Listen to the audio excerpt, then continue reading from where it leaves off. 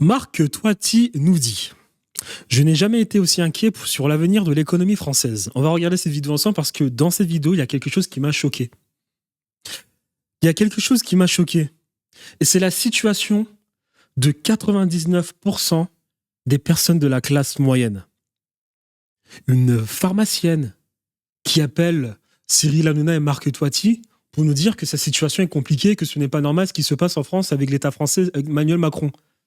Elle appelle pour se plaindre, comme quoi elle aurait fait 5 ans d'études et que ce n'est pas normal la situation dans laquelle elle se retrouve. Ce n'est absolument pas normal vis-à-vis des études qu'elle aurait pu faire. Elle n'a pas compris la réalité de ce monde. T'as fait les études ou pas, il n'y a personne qui viendra te sauver. Si tu veux changer ta vie, ça ne revient qu'à toi. Ce ne sera pas au travers de Marine Le Pen, Mélenchon, Macron. Je sais pas dans quel monde tu vis. Ce ne sera pas au travers de ces gens. En tout cas, cette vidéo m'a choqué. Elle m'a choqué, on va la regarder ensemble.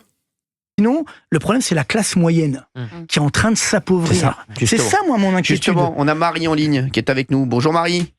Bonjour Monsieur Hanouna, bonjour à tous. Merci Marie d'être avec nous. Vous avez quel âge ? J'ai 36 ans. Je peux vous demander parce que je sais que vous êtes jeune, donc c'est pour ça. Ne vous inquiétez pas, normalement je ne demande pas. Non, parce que c'est important aussi pour le contexte de votre question. Vous habitez où ? Il n'y a pas de souci. J'habite dans un village qui s'appelle Misérieux et dans l'Ain, et je travaille à Villeurbanne, la banlieue de Lyon. Je connais très bien. Vous avez sévi là-bas ? Très bien. Villeurbanne, bien sûr. Je faisais basket et sévissement. Marie, merci d'être avec nous en tout cas.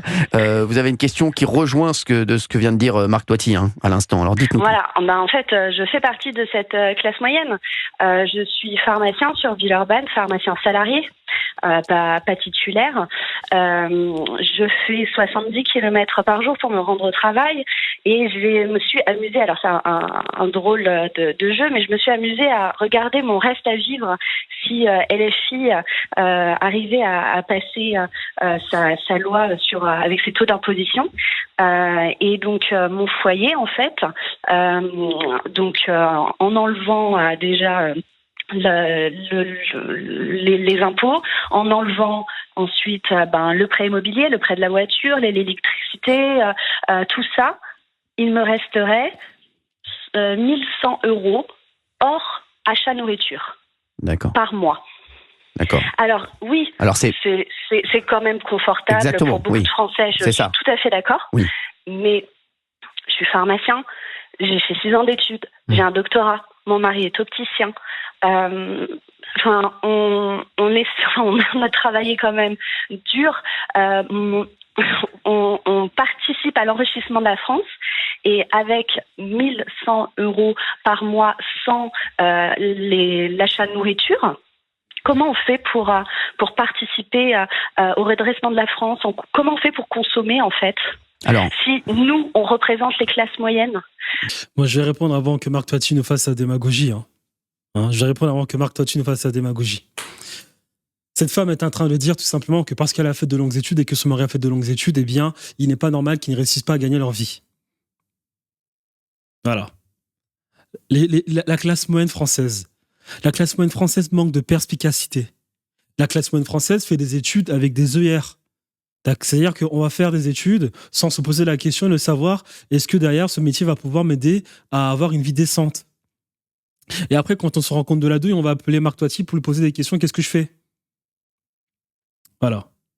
Et Marc Toiti va le rassurer en disant vous inquiétez pas madame, il faut juste que les gouverneurs de France soient un peu plus soient de meilleure foi et les choses vont bien se passer.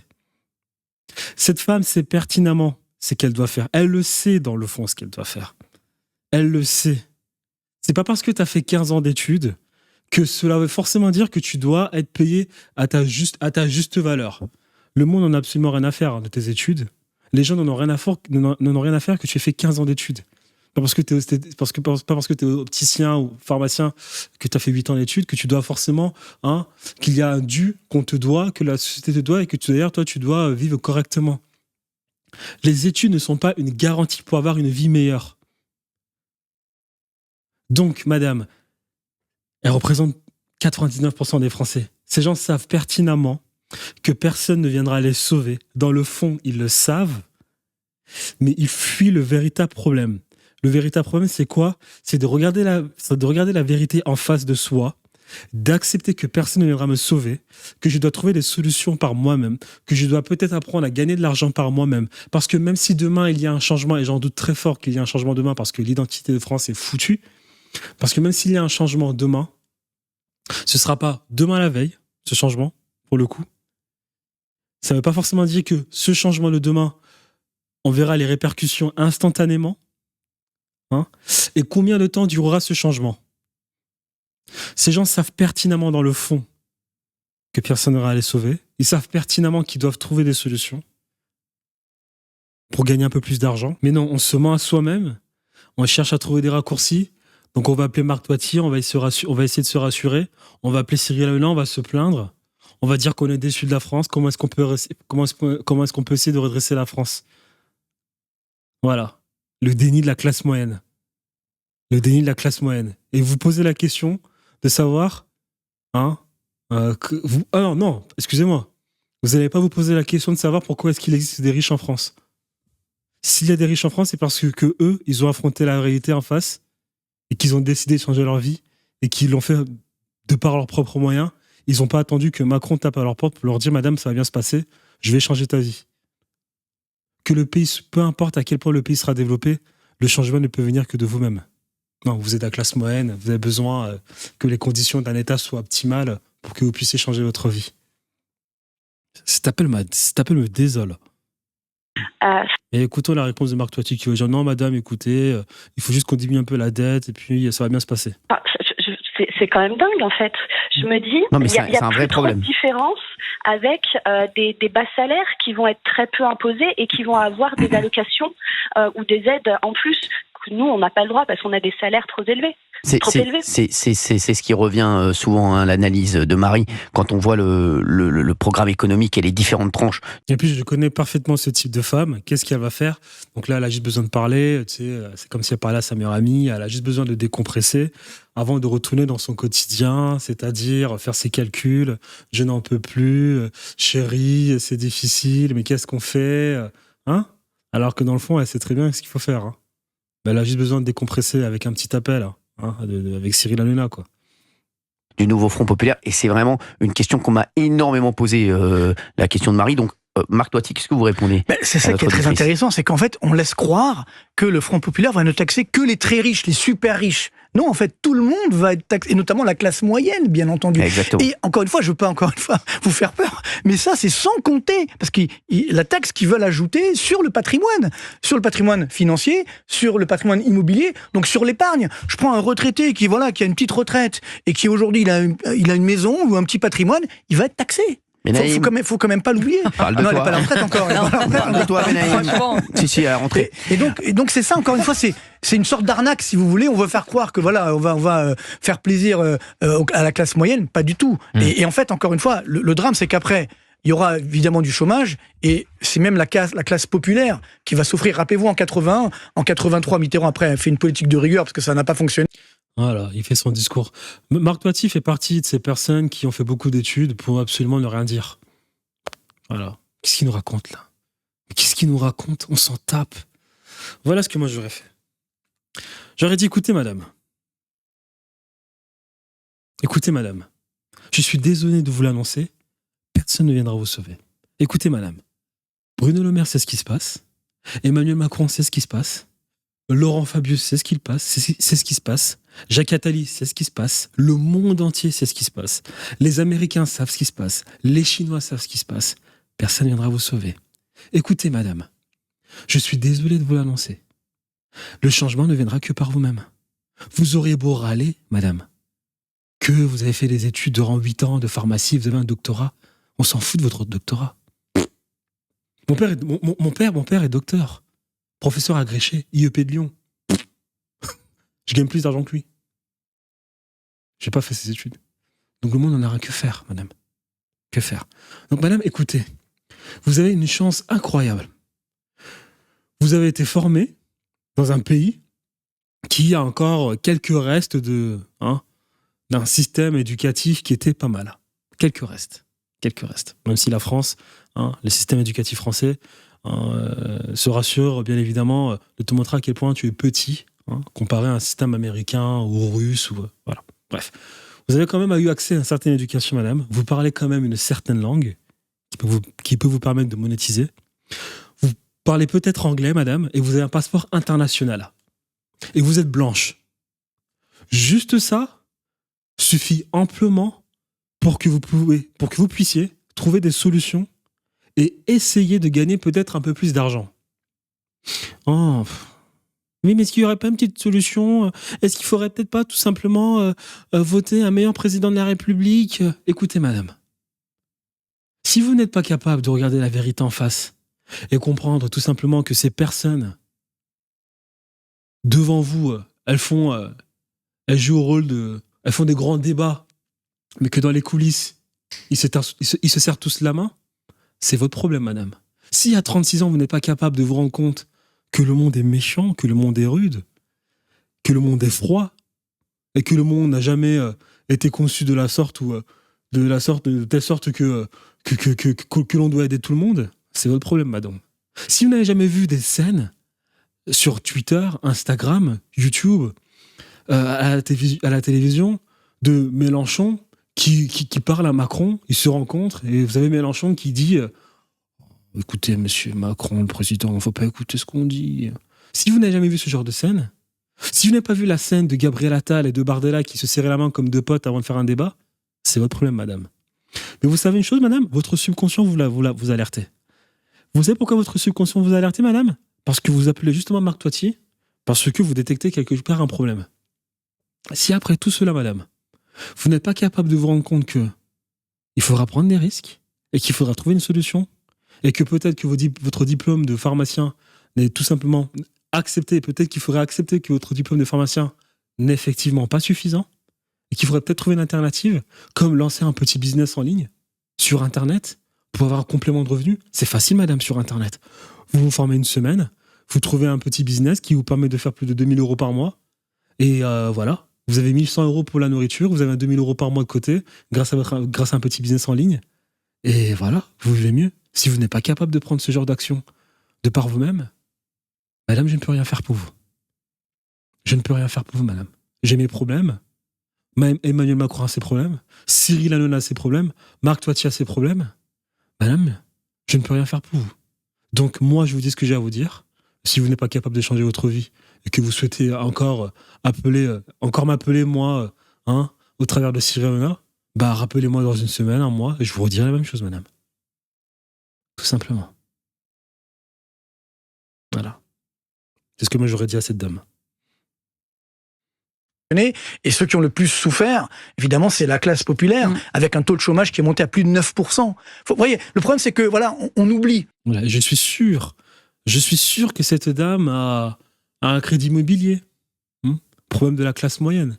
Je suis sûr que cette dame a un crédit immobilier et qu'elle s'est endettée sur 20 ans parce qu'elle est docteur et qu'elle doit forcément gagner un truc comme 6 000 €, 8 000 €. Donc elle a eu accès au crédit facilement. Elle est pharmacienne, donc peut-être qu'elle est en CDI. J'ai fait une vidéo juste avant sur ça. Le problème de la classe moyenne qui ne s'informe pas. Aujourd'hui, pensez encore qu'on doit faire de l'immobilier comme à l'époque. L'État annonce diminuer les impôts sur le revenu, mais il renforce les impôts sur l'immobilier. Et toi, tu vas faire un prêt à la consommation, un crédit immobilier pour acheter un appartement, jusqu'à ce que l'État tape à ta porte et te dire que le sol là français, ça appartient à l'État et qu'il faudra que toi, tu payes un peu plus de taxes pour après dire que Macron est méchant.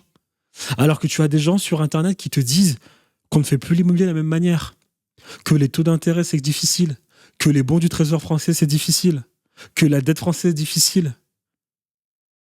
Quand tu ouvres Internet, quand tu ouvres Twitter, tu ouvres Instagram, tu ouvres YouTube, tu as ça toute la journée sur les plateformes de réseaux sociaux. Tu as ce discours alarmant tous les jours. Non. Toi, tu as un petit diplôme, tu as fait 8 ans d'études, tu as décidé d'acheter, tu as décidé de t'endetter sur 20 ans. Après, tu comprends pas pourquoi c'est difficile. Et tu vas appeler Marc Toitier pour dire qu'est-ce qu'on pourrait faire, monsieur ? Qu'est-ce qu'on pourrait faire ? Est-ce qu'il faudrait peut-être pas mettre Marine Le Pen ? Est-ce qu'il faudrait peut-être pas attendre un nouveau président, Édouard Philippe ? Alors que les alertes sont là tous les jours. C'est le problème de la classe moyenne. Hein. Fuir les problèmes. Hein. La classe moyenne, vous savez, les choses devront bien qu'avec vous, lorsque le capitaine du pays est de bonne foi. Mais quand il n'est pas de bonne foi et qu'il veut s'en mettre juste plein les poches, hein, quitte à vous sacrifier, alors là, vous êtes tout confus. La classe moyenne. La classe moyenne. Et comme on dit souvent, l'erreur est humaine, persévérer est diabolique. Bien sûr. C'est-à-dire que là, voilà, on C'est sait que Einstein qui a dit ça. Non, ça c'est Sénèque. Mais bon, Sénèque, bien sûr. Ouais. Mais je n'ai très bien le restaurant. Voilà, très bon restaurant. Le resto, ouais. Sur les champs, je connais bien. J'ai sévi là-bas. Oui, non, mais juste, ce que vous êtes en train de nous dire, et ce que vous êtes en train de dire aux auditeurs d'Europe 1 et à Marie notamment, c'est qu'on est dans une panade immense. Non, franchement, si. Disons que... Donc là, il n'y a pas de solution. Ni Ah là, de la démagogie d'économiste. Non, vous inquiétez pas, on peut faire encore des choses. C'est mort. Front Populaire, ni Renaissance, moi j'ai la solution. ni Rassemblement National. C'est quoi la solution? Non, en fait, elle est très simple. La solution, c'est qu'il faut aujourd'hui, déjà, moi, je vais vous surprendre, il faut baisser les impôts. Bravo. Ben oui. Bravo. Ça le ravit. Toi qui es président. Merci. Oui. Toi qui pour une meilleure vie. Pour tout le monde, mais ben, exactement. Pour tout le monde, bien entendu, et notamment les classes moyennes, évidemment, puisque n'oublions pas que seuls 42% des Français payent l'impôt sur le revenu. Faut pas mais c'est intéressant parce que c'est contre-intuitif. Ah ben non, mais voilà, mais sauf que si vous faites ça, il faut que derrière vous réduisez les dépenses. Ouais, et ça, on n'y arrive pas. Et moi, je dis, regardez l'année dernière, les dépenses de fonctionnement. Donc le fonctionnement, c'est pas du social, c'est pas de l'investissement. Elles ont augmenté de 24 milliards d'euros sur une année. On est compte? C'est pas rien. Et le drame, parce que ça aussi c'est important, il faut le savoir, c'est que si les taux d'intérêt augmentent, la charge d'intérêt de la dette publique, elle va exploser. Vous savez, elle va atteindre bientôt, tenez-vous bien, 75 milliards d'euros. Je les ai pas sur moi. Vous rendez compte? Non mais rendez compte? Voilà, donc c'est de la démagogie d'économiste. Hein. Marc Toiti, je te jure. Franchement. On va regarder les commentaires. Mais je suis sûr qu'on va rigoler. On va dire Marc Toiti, économiste de tous les temps. Si vous regardez cette vidéo et que vous regardez jusqu'à la fin, allez, écoutez-moi des mecs comme Olivier Delamarche. Olivier Delamarche, il est clair et net. Il vous dit c'est mort.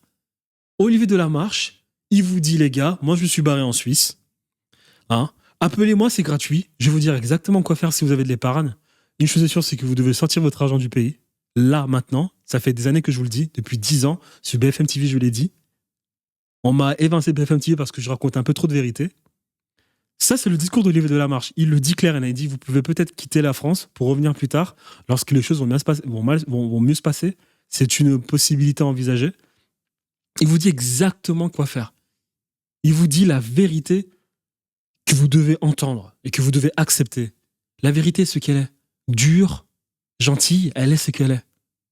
Après, à vous d'avoir le courage mental de faire face à la vérité. Mais Marc Toiti, non. Ça, c'est les économistes qui servent à rien, avec tout le respect que je lui dois. Cyril Hanouna qui rigole, ce qui passe son temps à rigoler, lui pose quand même des questions importantes. Il dit non. Ils viendront vous chercher. Ils viendront vous dépouiller. Au nom de l'euro. Au nom de cette monnaie qu'on appelle l'euro. Au nom de l'intérêt personnel de cette caste, pas française, européenne. Au nom de l'intérêt, ils vous dépouilleront jusqu'à la moelle épinière. Et vous continuerez à vivre dans le déni. Regardez les commentaires, allez. Regardez un peu les commentaires, on va rigoler. Regardez, allez. Rigolons un peu, hein. Rigolons un peu. Est-ce qu'on voit mon écran? C'est bien, on voit mon écran quand même. Je pense qu'on voit mon écran. Ok. On a les commentaires. Rigolons un peu. Marc Toiti devrait passer au journal de 20h à exposer la situation. Ouais, super. On pourrait aussi supprimer des politiques qui ne servent à rien. 100 sénateurs aux USA pour 300 millions d'habitants, un exemple à suivre. Okay. La France a beaucoup trop de hauts fonctionnaires qui ne servent à rien et se gavent sur le dos des Français. Le problème de la France, ce n'est pas les hauts fonctionnaires. C'est pas 1,4 milliard pour que les Parisiens puissent se baigner dans la Seine. Voilà les dépenses folles. C'est des personnes comme Marc Toiti qu'il faut pour redresser la France. Absolument pas. Il faut déjà supprimer le Sénat, réduire les fonctions des ministères, supprimer le conseil de département, arrêter de nourrir le président et les ministres. Absolument pas.